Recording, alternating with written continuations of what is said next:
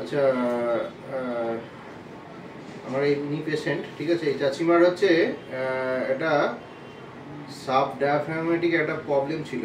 মানে প্রথমে তো ধরা পড়েনি, ওনার একটা ডান দিকে একটা ব্যথা ব্যথা নিয়ে মোটামুটি আরামবাগের সমস্ত জনকে দেখানো হয়ে গেছিলো, তারপরে বর্ধমান, তারপরে আরও অন্যান্য জায়গায় দেখিয়েছিলেন।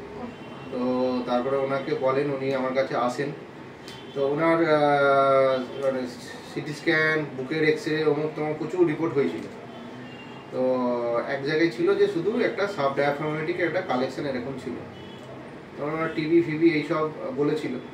তো ওই কালেকশন থেকে ওরা অ্যাসপিরেট করতে, মানে ওই যে যেখানটায় পুজ জমেছিল সেটা বার করতে পারেনি।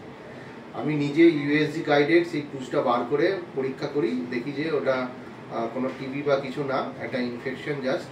সেই মতো অ্যান্টিবায়োটিক দেওয়া হয়, উনি তারপরে রিকভার করে। এবং যে পুজটা ছিল খুব ঠিক পুজ, মানে ইউএসজি গাইডেড সাব ডায়াফ্রাগমেটিক সেই কালেকশনটা বা এই পুজটা বার করা একটু ডিফিকাল্ট আমাদের পক্ষে।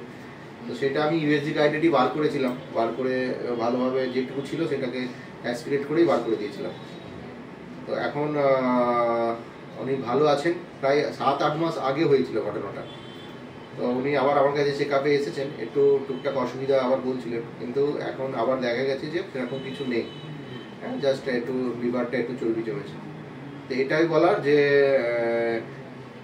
ইউএসজি গাইডেড যেটা করেছিলাম, হ্যাঁ, সেটা উনি অন্যান্য জায়গাতেও ট্রাই করেছিলেন, হয়নি, আমি করেছিলাম, করে এখন পেশেন্ট ভালো আছে। বলুন, এখন ওনার মুখ থেকে শুনবো। বলুন, আসলে হবে না। আমি ভালোই আছি এখন, এখানে ওষুধ খেয়ে ট্রিটমেন্ট করে এখন আল্লাহর রহমতে ভালোই আছি। কোথায় কোথায় ঘুরেছিলেন বলুন সেটা? কলকাতা আর সব বলো তো, আরামবাগ, বর্ধমান, কলকাতা পিজি পর্যন্ত ঘুরে এসেছি। আসার পর এইখানে এই ডাক্তারবাবুর সঙ্গে দেখিয়ে যোগাযোগ করে দেখানোর পরে এখন অনেকটাই সুস্থ দিই। অসুবিধা সেরকম কিছু হয়নি, ব্যথা ট্যাথা হচ্ছে, ওর জন্যই একবার চেক আপে এসেছি। ঠিক আছে।